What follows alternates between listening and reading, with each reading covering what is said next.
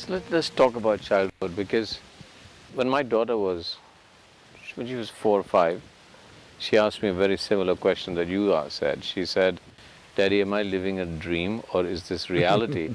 So then I asked her, I said, "So you tell me."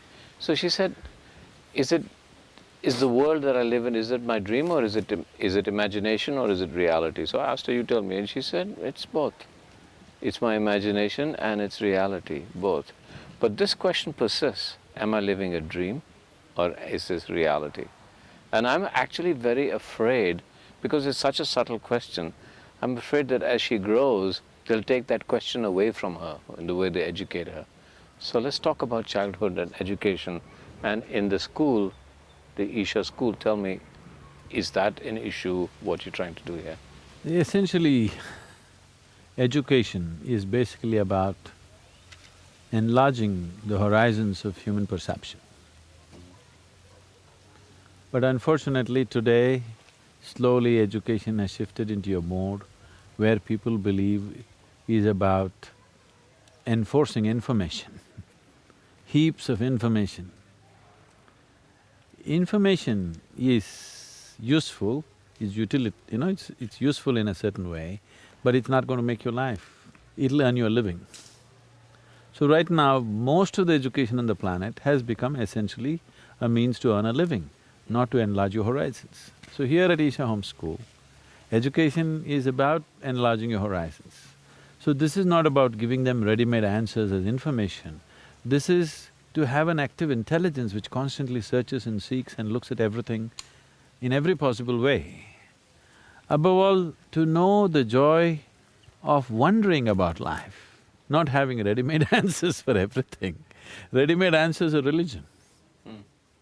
And so the question everybody's going to ask you is, in this highly competitive world, are you saying that they'll come out non-competitive, or they will have such awareness that they'll become even more, their ability to deal with this world will be more precise? Suppose you and me are walking and you're in competition with me.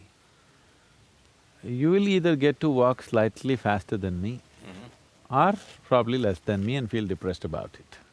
If you walk little faster than me, you are going to be thinking you've reached the peak of your life. If you fall behind me, you'll feel depressed that you can't walk as fast as me. But if you're not in competition with myself, you would explore the possibilities of what you could do, and maybe we don't know you could fly. I can walk fast, maybe you could fly, but you will miss out the possibility of flying because you're in competition with me. All you want to do is take few steps more than me. So the very human potential is distorted because people are in competition.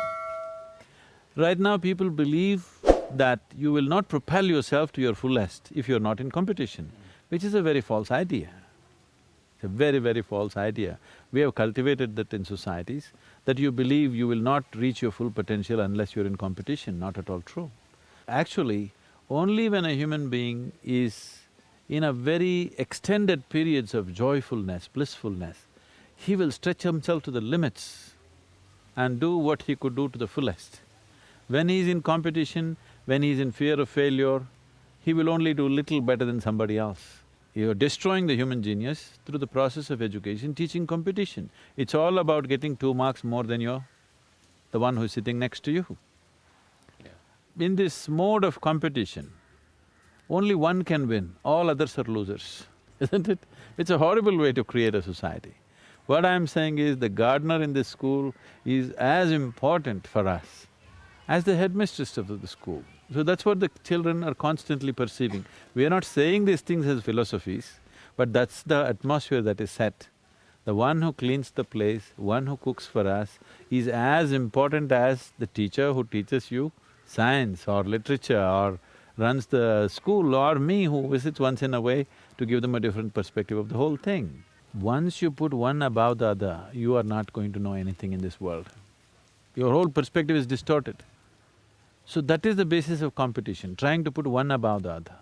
Once you make one thing bigger than the other, one thing small, one thing big, one thing high, one thing low, one thing divine, another thing filthy, then you miss the whole point of existence. So the essence of education is to enhance your perception in such a way that you are able to perceive a blade of grass being as important as the coconut tree is not less important. It's different, that's all. Every difference that you find in the world, if you make it into a discriminatory process, that is what you're suffering a prejudiced world. Whether between races or nations or languages and cultures and even gender, every difference we have made it a discriminatory process. And that has been our mode of education also, unfortunately. So here at home school, there's… what the most important part of education here is not taught. It is a constant demonstration. All the teachers are dedicated people, they're all volunteers, hugely educated, but they're all here to volunteer their full time, their life they're volunteering to make this happen for the children. So the key element of the school is the way everybody moves, the way everybody sits and stands and eats and does everything. Education, you have to follow some system, we are following ICSE. But the most important thing is the atmosphere, the ambience, the way it is. One thing you will see is the strength of the children, the mental strength of the child here is phenomenal. Today, that is one thing that's missing in the urban schools. They're all becoming flaky.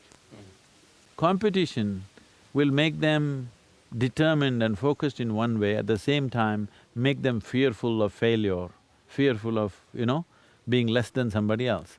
Here you'll see they don't have that at all in them. Every one of them is a king by himself. I noticed that. I've seen the children, and I saw these children, but I've seen other children, and what surprises me mostly is that there's a certain sense of alertness in them. When I go back to urban areas, anywhere in the world, you see children walking to school, and there's that sense of lack of purpose, I guess. Now, I can't impose purpose on kids, but I have to say, whenever I've seen kids from the Isha school, wherever I've seen them, they're completely alert. They seem to be going from one place to another with a sense of identity and sense of doing something. And I find that, and with a lot of happiness, it's not that they don't laugh. Getting to know something, moving into a new area of life, learning is always a joyful process. But unfortunately, schooling is not a joyful process for most children. I must tell you this. When I was just in my 6th standard, the President of India died. And we got 2 days leave. The school was closed for 2 days. We went to the school, then we came to know he's dead, and they announced that it's holiday today and also tomorrow. So all of us met, me and my friends. Wow, the president died means we get 2 days. We didn't know this till then. 2 days off. Suppose the Prime Minister dies, how many days? Chief Minister dies, how many days?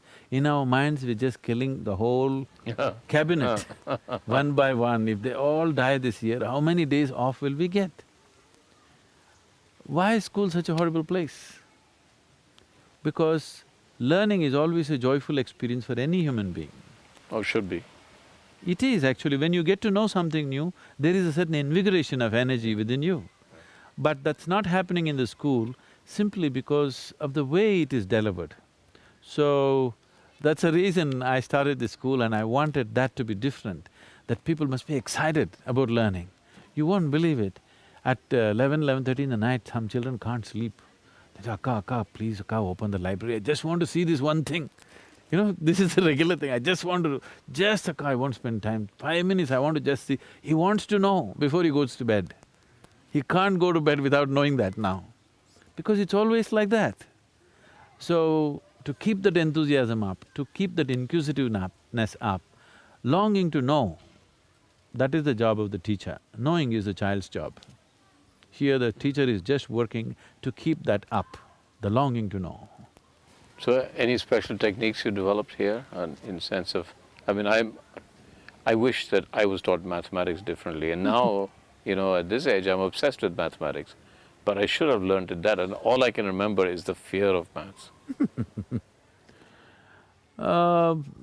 They're employing nothing very special as such, because what I see is, it is information versus inspiration. Here, they're inspired, that's why you see them moving about with such energy, because they're inspired. Information, if you have an alert mind, you can gather any time. And today, the way the technology is developing, you carrying all the information in your head is not anymore relevant, It's all there on the net. If you have an alert mind, when you want it, you have it. They're doing very well academically also. And are you planning to open more schools? I thought because there's so much demand, we thought at some point we should open maximum of 4 schools in India, this kind. One in the western… this is the southern one in the western sector, northern sector and eastern sector. But opening a school like this will not happen because you build buildings. You have to get those kind of people who are committed to making it happen.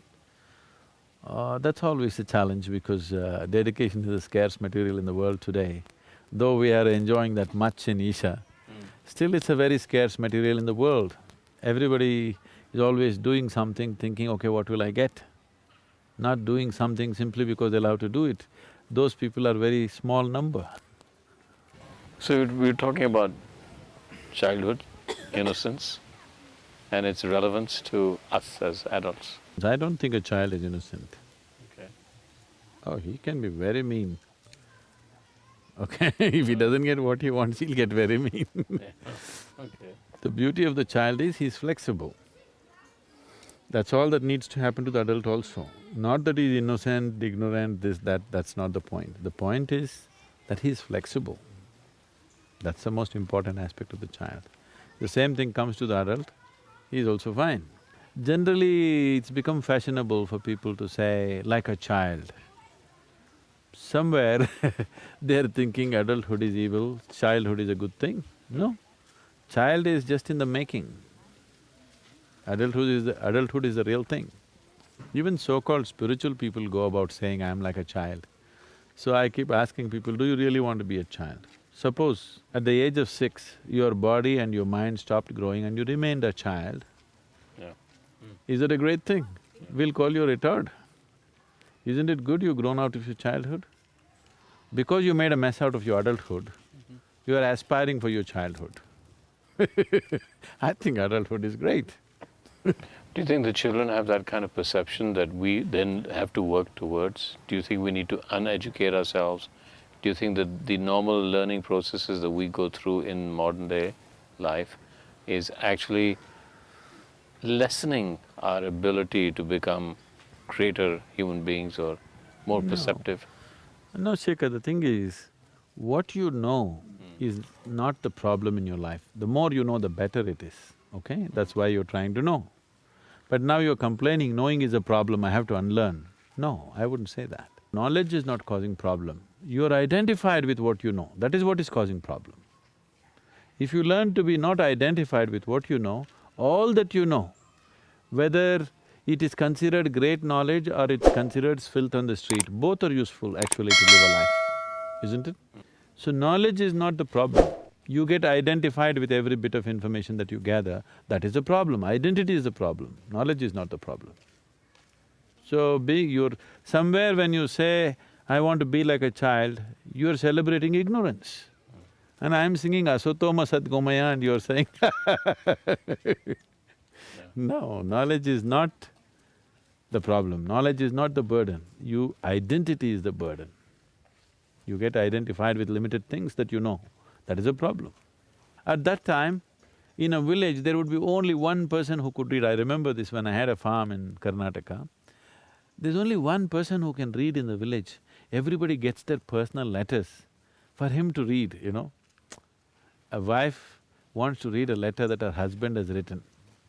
A postcard comes.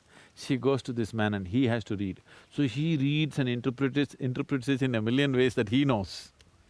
So, just literacy was a rare thing because the necessary infrastructure was not there. And it looked like one strange mystical thing that somebody is able to look at the postcard and say all these things look like a great mystical thing.